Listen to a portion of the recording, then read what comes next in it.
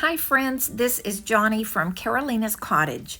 I'm sending out a second video this week and I had so much fun working on the projects in this video. These two guys were my inspiration on one of my projects.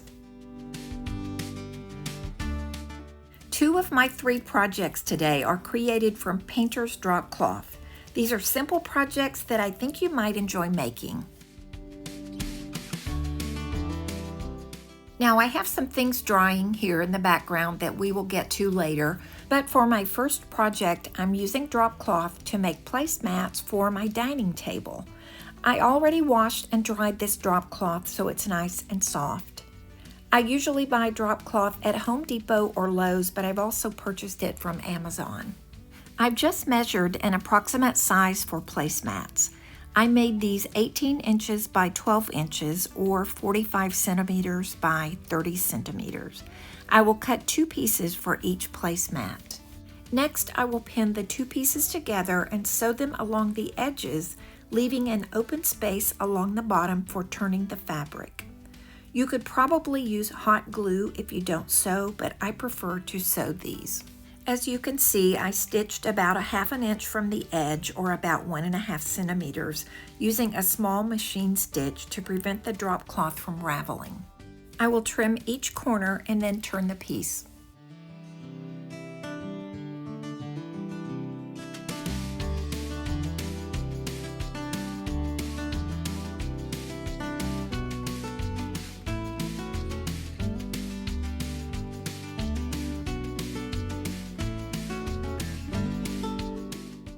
To make this as square as possible, I'm going to push the corners out and the seams flat and then press with a hot iron. I'm making sure to fold the bottom edge inward to close up the opening and press that. Once the piece is pressed, I will top stitch the placemat on all four sides at about 1/4 inch or 1/2 centimeter from the edge.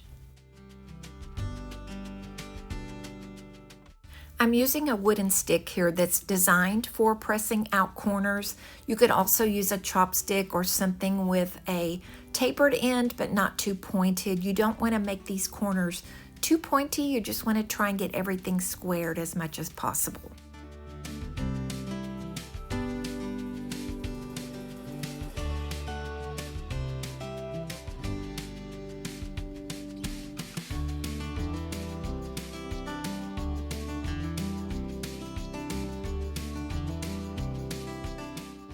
These have been pressed flat and top stitched.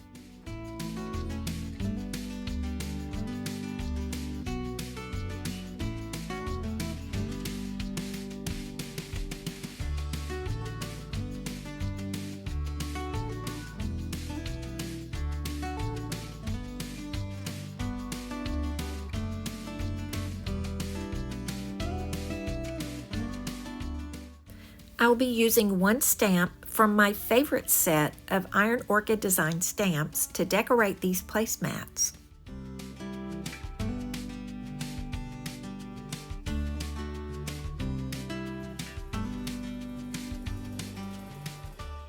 I'm starting in the corners and building the design. I'm applying ink to just portions of the stamp, considering the fit and the balance of each of these pieces.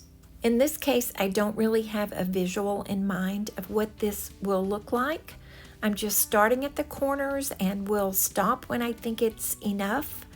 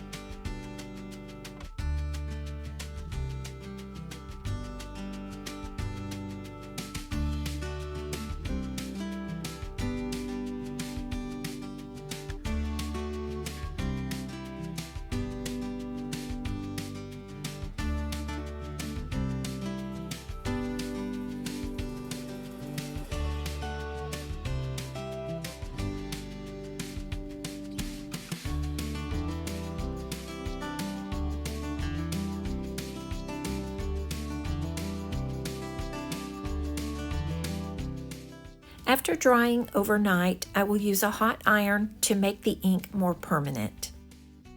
I would treat this as any light colored placemat, being careful to avoid foods that may stain. It can be washed and dried using a gentle cycle. The text I'm adding is from a different Iron Orchid design stamp set, but also one of my favorites.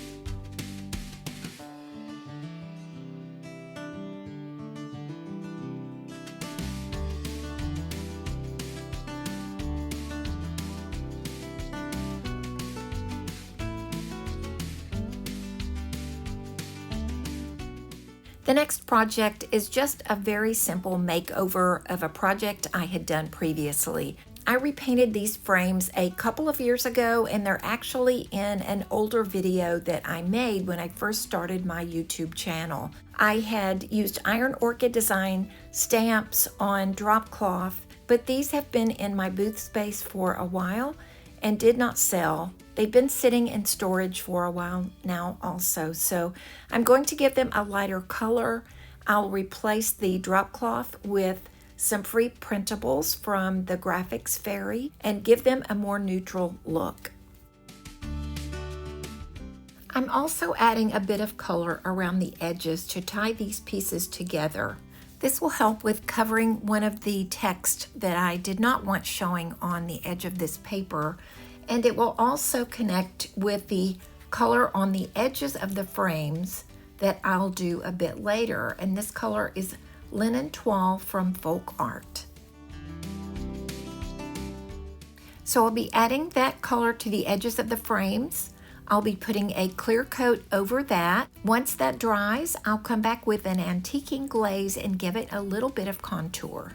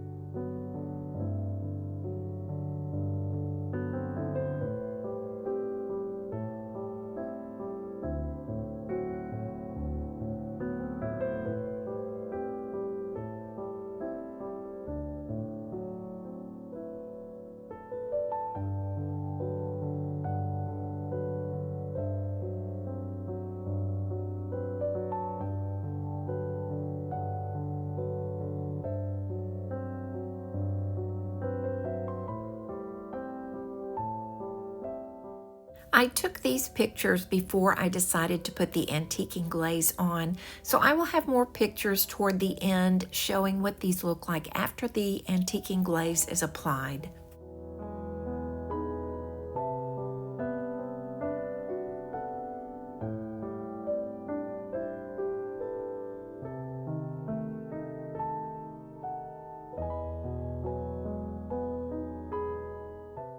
is the most fun of the whole video. This was the inspiration for making a couple of black kitties from painted drop cloth. Bear didn't have much of an opinion, but he was very interested in what I was doing.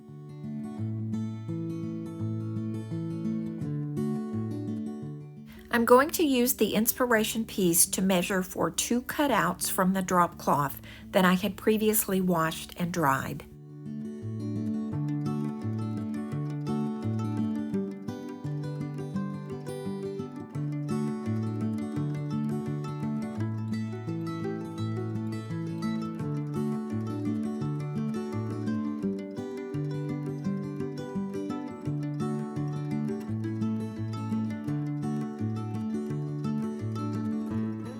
I'll use 2 pieces of drop cloth for each kitty, so I'll be cutting 4 pieces of drop cloth.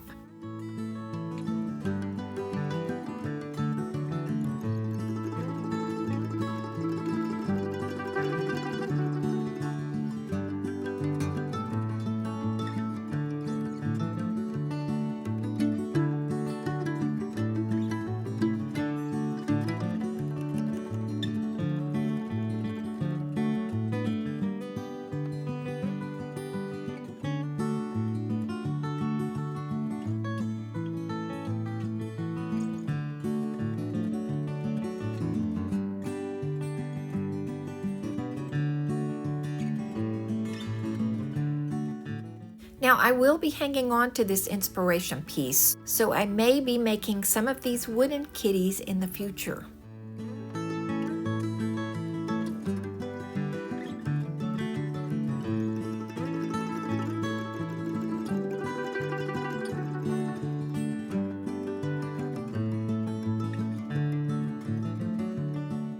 If you noticed, I did add about 1/2 inch onto the size of the black pattern piece because I'm going to be sewing these drop cloths together and stuffing them with fiber fill, so I needed to add a little bit extra for the seams.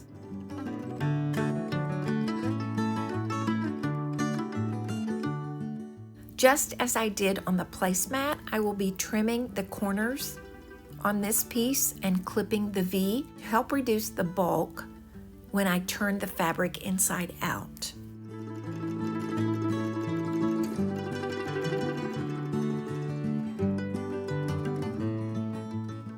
And I'm going to try to give these a rustic look and a look that brings out the texture in the drop cloth. It was a little bit of a process to try and figure out how much paint I wanted on this, and in the end I decided it was almost completely painted black with just a little of the drop cloth peeking through. I just kept adding to it and going back over it until I felt like it had the right look.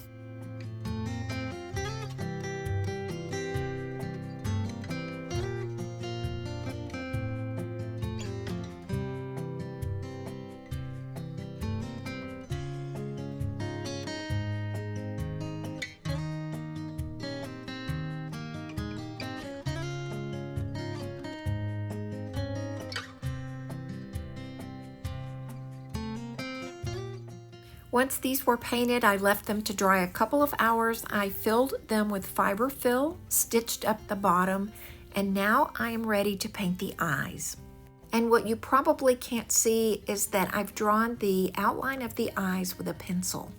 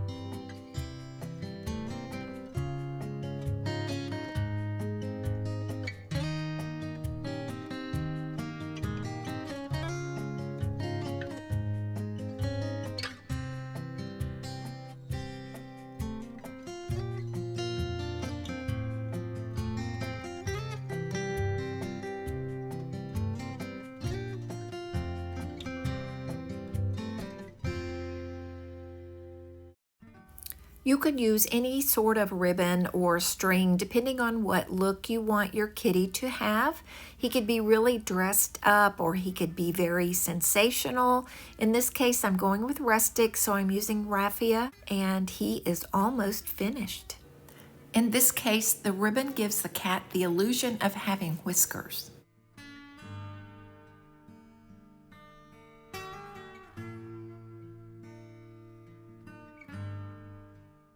Now hang on a couple more minutes so I can get everything set up and we can take a look at everything I did in these projects.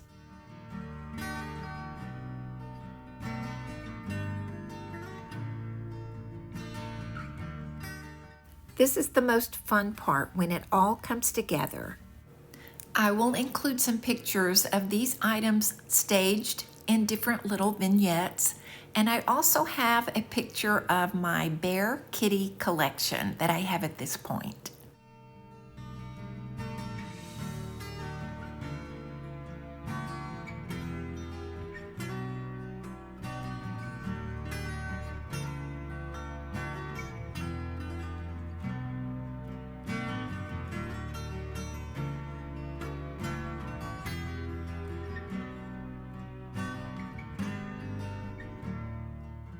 Here are the items I made with drop cloth and just a few supplies. These are great for fall decor and they're inexpensive and unique.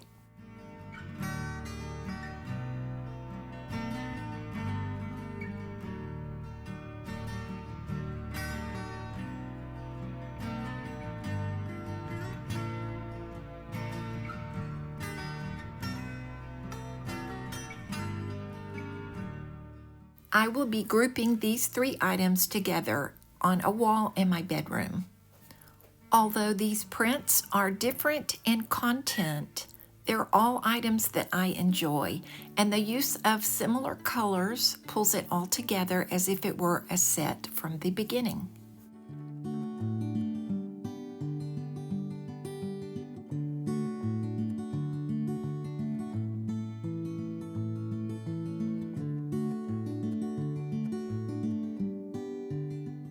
I already have a spot for one of these guys, and I'll just need to decide if I'm going to keep the second one or sell him. I'll be working on the remainder of the placemats for my dining table, but I hope you are inspired from these ideas to make something that would fit in your decor.